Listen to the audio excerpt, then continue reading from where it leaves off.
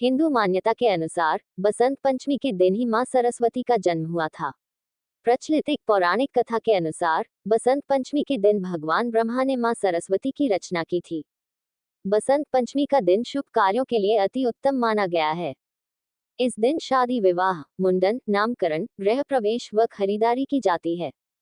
कहते हैं कि इस दिन विवाह के बंधन वाले जातकों को सभी देवी देवताओं का विशेष आशीर्वाद प्राप्त होता है और जोड़े का बंधन 7 जन्मों तक रहता है।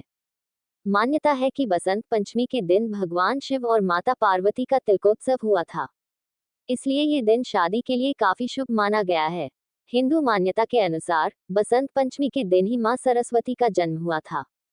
प्रचलित एक पौराणिक कथा के अनुसार बसंत पंचमी के दिन भगवान ब्रह्मा ने मां सरस्वती की रचना की थी।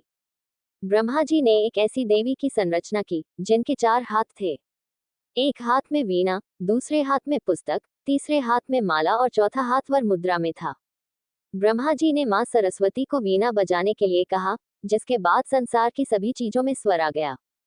यही कारण है कि उन्होंने सरस्वती मां को वाणी की देवी नाम दिया। बसंत पंचमी के दिन मां सरस्वती की विधि विधान से पूजा की जाती है। बसंत पंचमी कब है? बसंत पंचमी को लेकर इस साल असमंजस की स्थिति है। इस साल पंचमी तिथि 2 फरवरी को सुबह 9:14 से शुरू हो रही है, जो 3 फरवरी को 6:52 तक रहेगी। उदया तिथि के अनुसार बसंत पंचमी 3 फरवरी को मनाई जाएगी। देश के कुछ हिस्सों में 2 फरवरी को तो कुछ हिस्सों में 3 फरवरी को बसंत पंचमी मनाई जाएगी। बसंत पंचमी का दिन मां सरस्वती को समर्पित है। मां सरस्वती की पूजा में शामिल करें ये चीजें। पीले रंग के पुष्प। बसंत पंचमी के दिन पीले रंग का विशेष महत्व होता है। कहते हैं कि बसंत पंचमी के दिन मां सरस्वती को पीले पुष्प अर्पित करना शुभ होता है। इससे वह प्रसन्न होती हैं और ज्ञान का वरदान देती हैं। इस दिन पीले रंग के वस्त्र पहनना भी उत्तम माना जाता है। पेन, कॉपी, किताब। बसंत पंचमी के दिन मां सरस्वती की पूजा में पेन, कॉपी, किताब आदि को शामिल करना चाहिए। कहते हैं कि इससे ज्ञान और बुद्धि के वरदान की प्राप्ति होती है।